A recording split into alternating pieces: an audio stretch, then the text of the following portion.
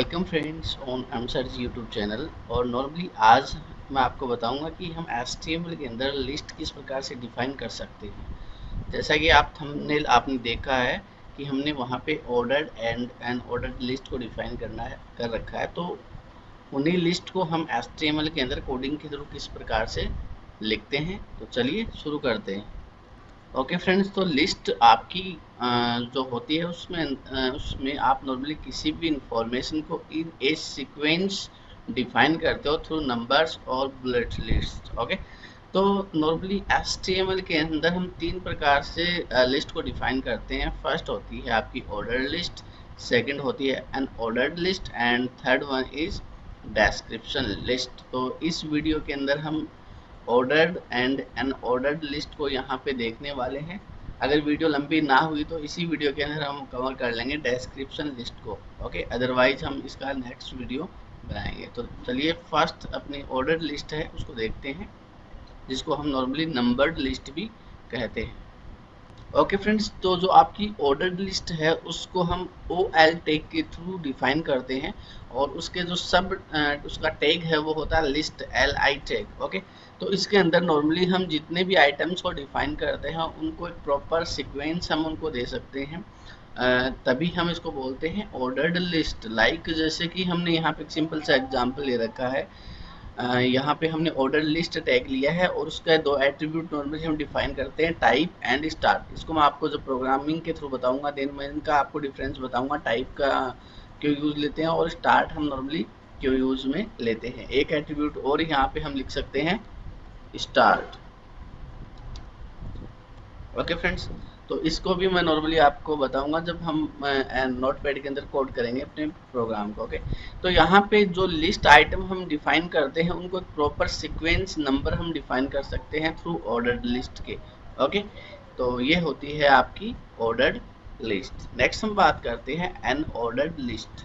Okay friends, unordered list होती है, वहाँ पे नॉर्मली आपके जो आइटम्स होते हैं उनमें कोई भी सीक्वेंस नहीं होता है, आप उनको कहीं से भी काउंट नहीं कर सकते हैं, क्योंकि वहाँ पे नॉर्मली आप यूज़ करते हो बुलेट्स या आपके जो भी स्क्वायर्स जो नॉर्मली लिस्ट को डिफाइन करने के लिए हम यूज में लेते हैं।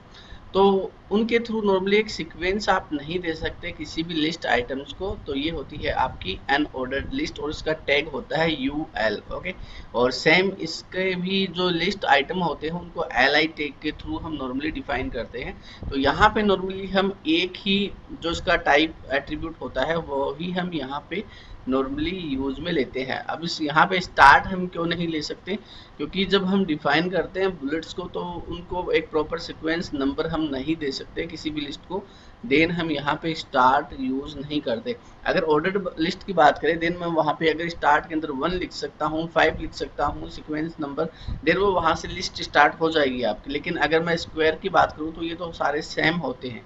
ओके, इसलिए यहाँ पे नॉर्मली हम एक ही एट्रीब्यूट यूज करते हैं, दैट इज टाइप। ओके, तो चलते हैं नोटपैड के अंदर और सिंपल सी कोडिंग अपनी लिस्ट के लिए लिखते हैं। ओके, तो मैं नोटपैड ओपन कर लेता हूँ और यहाँ पे मैंने नोटपैड के अंदर हमने लास्ट वीडियो के अंदर टेबल क्रिएट करी थी। अगर आपने वो वीडियो नहीं देखा है तो मैं आई बटन के अंदर उसका लिंक आपको दे दूंगा, वहाँ से आप नॉर्मली उसको देख सकते हैं।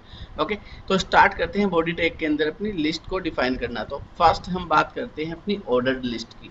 ओके, और यहाँ पे मैं क्लोज कर देता हूँ ऑर्डर लिस्ट को। अब हम बात करते हैं अपने जो लिस्ट आइटम है जो हमने डिफाइन करने हैं।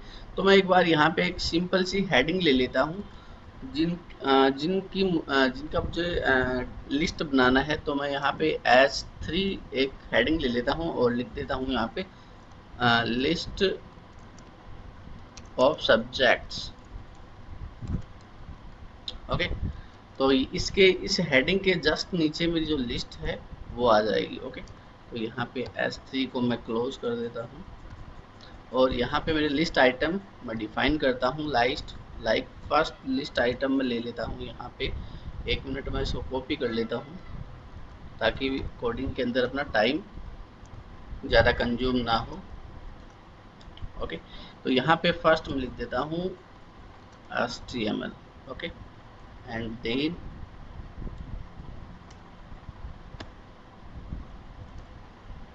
तो मैं एक बार लिस्ट बना लेता हूँ इसी प्रकार से।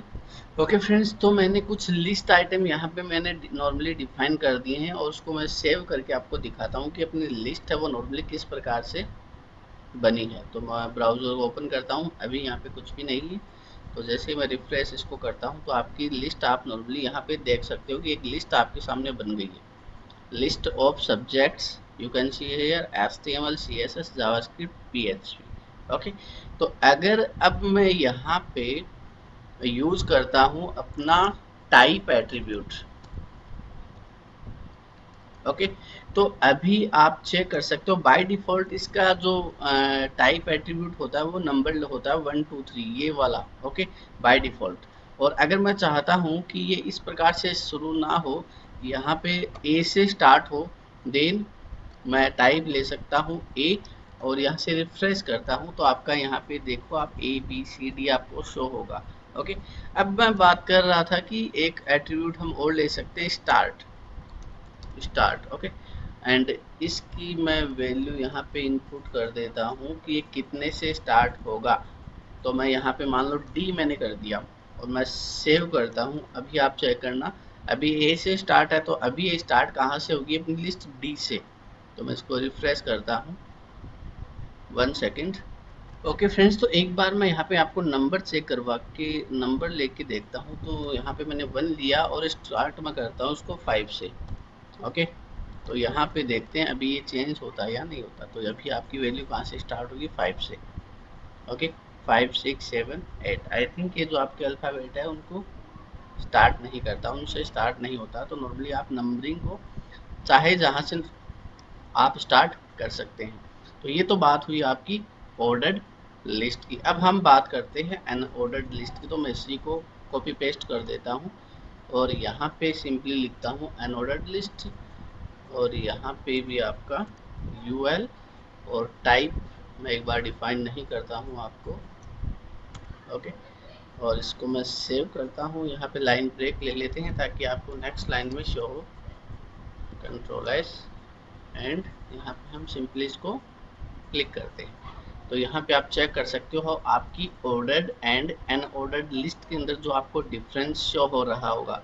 यहाँ पे नंबरिंग जो ऑर्डर्ड लिस्ट है उसमें आपको नंबरिंग शो होती है, एक सीक्वेंस प्रॉपर आप दे सकते हो अपनी लिस्ट को। ओके, जबकि आप यहाँ पे अनऑर्डर्ड लिस्ट के अंदर आपका कोई भी सीक्वेंस नहीं होता है। मैं किसको फर्स्ट कहूँ, ये मेरा नॉर्मली मेरे पास सीक्वेंस नहीं है क्योंकि यहाँ पे बुलेट्स में नॉर्मली यूज ले रहा हूँ। अब यहाँ पे बात करते हैं टाइप की। तो बुलेट यहाँ पे टाइप मल्टीपल हो सकते हैं। यहाँ पे लाइक मैंने लिया सर्किल, अभी तो सर्किल है शायद वहाँ पे, तो मैं लेता हूँ स्क्वायर। ओके, सेव करते हैं। अब जो आपके यहाँ पे ये सर्किल आपको दिखाई दे रही है किसमें चेंज हो जाएंगे, आपके स्क्वायर के अंदर। तो इसको सिंपली मैं आपको रिफ्रेश करता हूँ और आप देख सकते हो यहाँ पे ये स्क्वायर के अंदर नॉर्मली चेंज हो गए हैं। एक टाइप एट्रीब्यूट और होता है इसका, वैल्यू एक और होती है, वो होती है आपकी डिस्क। तो अगर आपको डिस्क वैल्यू देनी है, देन यहाँ पे आपको जो चेंज दिखाई देगा वो कुछ इस प्रकार से, जो स्टार्टिंग के अंदर था वो था। एक था आपका सर्किल, तो नॉर्मली हम यहाँ पे सर्किल को भी चेक कर लेते हैं। ओके, और सेव करता हूँ और इजीली इसको रिफ्रेश कर देते हैं। तो ये हो गया आपका सर्किल। तो इस प्रकार से आप डिफाइन कर सकते हो लिस्ट आपकी जो ऑर्डर्ड है, और second one is unordered list. Okay friends, next जो आपकी लास्ट लिस्ट होती है वो होती है डेस्क्रिप्शन लिस्ट, या इसको हम बोल सकते हैं डेफिनेशन लिस्ट। किसी भी टर्म की अगर आपको डेफिनेशन डिफाइन करनी है देन नॉर्मली आप यूज करते हो डेस्क्रिप्शन लिस्ट। और ये नॉर्मली आपका जो एक स्ट्रक्चर बनाती है, लाइक जैसे हमें डिक्शनरी यूज करते हैं किसी प्रॉपर वर्ड को, जब हम उसकी डेफिनेशन डिफाइन करते हैं देन उसका एक प्रॉपर सिंटैक्स या उसकी स्ट्रक्चर होता है, उस प्रकार से वो डिफाइन करता है। तो यहाँ पे नॉर्मली हम डिस्क्रिप्शन लिस्ट को डिफाइन करने के लिए यूज में लेते हैं DL tag. Okay, description list. Okay, and then हमें जो डिस्क्रिप्शन की टर्म है, जो नेम हमें डिफाइन करना है, उसके लिए हम यूज करते हैं DT tag. Okay, DT description term. Okay, and last जो हमने नेम हमने लिया है डिस्क्रिप्शन टर्म का, उसका अगर हमें डिस्क्राइब करना है ओके। देन हम यूज करते हैं dd टैग। ओके, तो देखते हैं नॉर्मली इसका एक सिंपल सा एग्जांपल यहाँ पे। तो यहाँ पे हमने dl टैग डेस्क्रिप्शन लिस्ट या अपनी डेफिनेशन लिस्ट को स्टार्ट कर दिया है।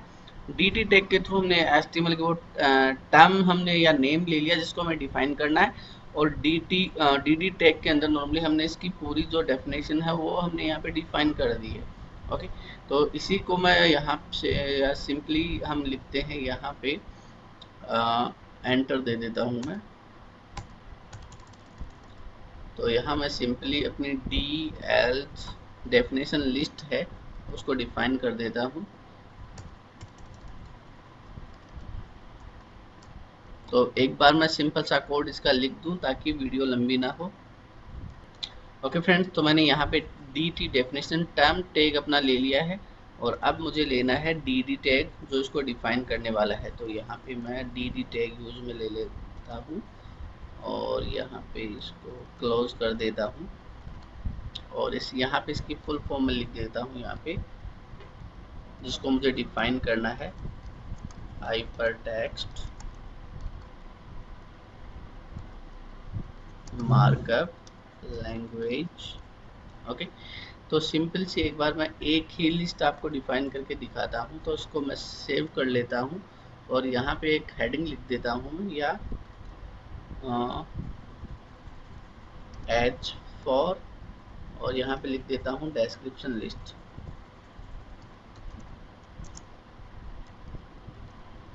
ओके, ताकि आपको पता रहे।